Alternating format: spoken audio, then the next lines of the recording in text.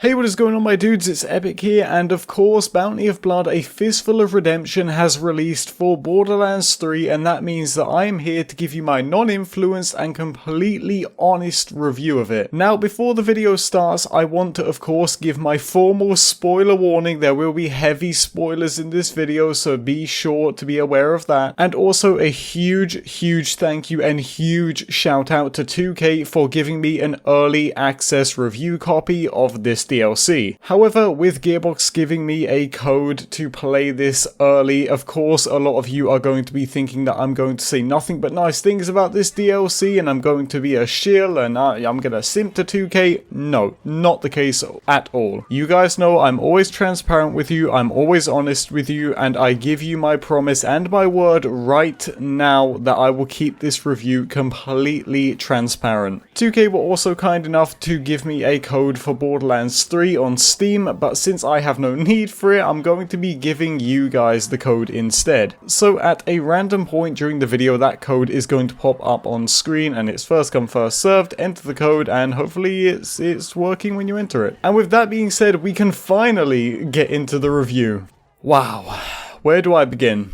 I mean, that is the first thing that springs to mind when I think about doing this review. I don't know where to start. Let's cut it short right here and just say that in my mind, this is the greatest DLC ever released for Borderlands. Oh, big statement. Big statement there, Epic. Big boy statement to say that. But I genuinely do think that this is the greatest DLC they've ever made from a storytelling standpoint and from a gameplay standpoint overall. It is just insane. Now, yes, it is lacking new elements, and yes, it is lacking a raid boss, which, trust me, I'm angry about. We're gonna get to that later, but I will say that as a DLC, as a story expansion, this is phenomenal. And I will go on record and say that if this is what a Matt Cox driven Borderlands game looks like, I want to play it until the day I die. Please give this man more control of DLCs going forward. So the DLC, of course, starts off with the Vault Hunter meeting Rose, and surprisingly, and again spoiler warning here, Rose is not a friendly NPC in this DLC. And I found that out pretty quickly, unfortunately. Nah, bro, not Toge, nah, don't do it, bro. Oh my, alright, okay, alright, review over, guys. This DLC's done. I ain't dealing with that, that's ridiculous. This plot twist instantly got me invested, and I mean that 100%. This is how you build a character, Gearbox. This right here is how you get me immersed and really into the story. So from the get-go, I'm into this DLC. However, I do need to be honest with you guys, and this is just my personal opinion, but I felt like the start of the DLC I was kind of getting lost at the start of the DLC, but luckily it did pick up. But that's just what I got from it. So yeah, in my personal opinion, the first little start of the DLC was kinda slow, but the main highlight was the plot twist with Rose, which happened extremely early. And while I'm here nitpicking with the DLC and talking about the things that I didn't like, this is just something that I picked up while playing. Almost all of the NPCs that aren't tied to a side quest or the main quest pretty much look the same. But I think that is really not a big deal at all. But it's just something that I picked up along the way, and it kinda bugged me, but that's really not a big issue. I also want to say that in terms of the art style and color palette for this DLC, I was completely wrong. Now, if you saw my reaction to the reveal of this DLC in the Borderlands show, I said that I thought the DLC just did not look good at all. I just thought it looked very dry, very bland, and I'm always a firm believer that we eat with our eyes, and I wasn't into the DLC just by the looks of it when they showed the gameplay. Well, luckily I can tell you guys that I have changed my mind on that since playing this DLC. The color palette is great, it's very versatile, it switches up a lot, it's great. It's like Bob Ross is holding his paint and he's just painting the game for us. I just thought that was quite an important thing to mention since I did bash on the art style and color palette quite hard with this DLC. And also, speaking of side missions, the side missions in this DLC are really fun. Now, I'm not one of them people who likes doing side missions, especially in Borderlands games. I always felt like they kinda dragged a little bit, and these side missions missions do kind of follow the same suit. I mean, I'm not gonna lie, I told you I would be completely honest, and Gearbox, if you're watching, please don't get angry at me.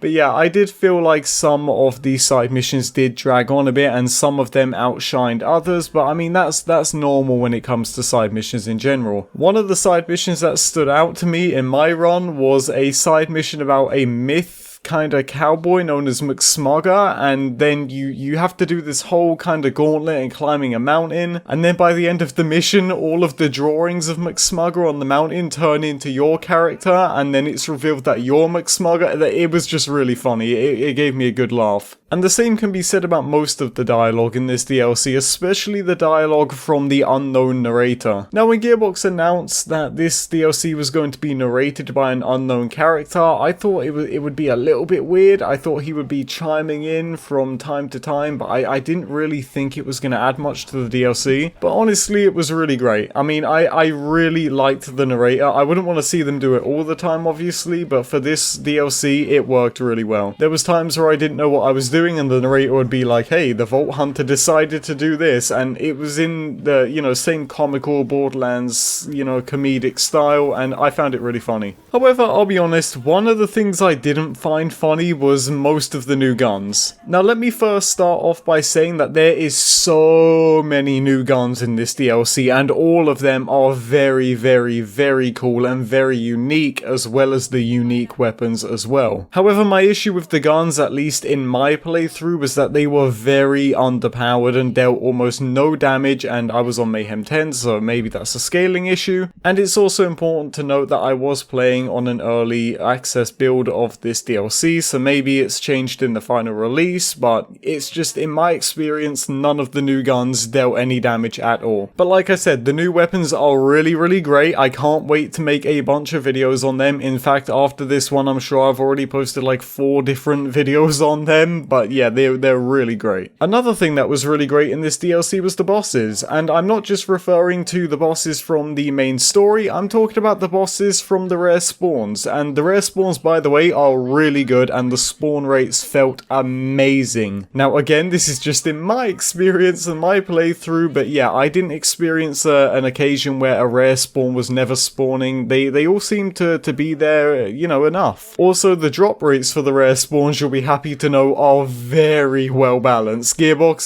they've been listening to that harassment. Trust me when I tell you that Gearbox got the drop rates for these rare spawns down to a T. It did not take me long at all to farm any of the dedicated drops, which I just love. Also, something that I felt that Gearbox got down to a T was the discovery for the new interactive environment pieces. I'm talking about these launch pads and the explosive crystals and the bugs that turn enemies into allies. I was worried that they were just going to throw them mechanics onto you all at once and have it feel worthless like jump pads or any other standardized thing that you can find in Borderlands. But Gearbox do a good job of actually introducing these new interactive objects during the story in a way that makes them feel important, and they actually make you utilize them throughout the DLC. This is very, very good, and it never felt like they were just trying to pad out gameplay with these new objects. This DLC also features a level cap, which will now take the level 57 up to 60, allowing you to get 3 additional skill points for your Vault Hunters. And I've made my thoughts on this in the past very clear. I don't think that 3 level increases are a good thing for the game. I think they're annoying. I don't want to refarm my gear for 3 extra levels. I would rather they do it in 5 increments or 10 increments. But what I will say is that the level increase does actually work for this DLC, because it makes it so that for at least half of it, you're not just running by every single enemy you see. The one thing I will say, jumping back to the whole narrator thing with this DLC, I do feel like even though I enjoyed it on my first run, repetitive runs of this DLC might be quite long to go through on other characters because of the storytelling narrative. I just felt like personally, when you're going through the DLC, it can kind of drag on a little bit if you're going to run this numerous times because of how slow the narrator talks and you have to wait for him to finish talking, but that was just what I got from it. But I mean, man, I just can't stress it enough. This DLC is great, but more specifically the second half of this DLC. I think that's where this DLC really, really shines. Like, the first half is really, really good, but the second half is where I just couldn't put the thing down. I could not stop playing. I felt like I was glued to the screen. And especially, big spoiler warning here, big spoiler warning here, for the final boss, oh my lord. I can't tell you, like, and I genuinely mean this, people are gonna think I'm over-exaggerating and overhyping this, but I swear on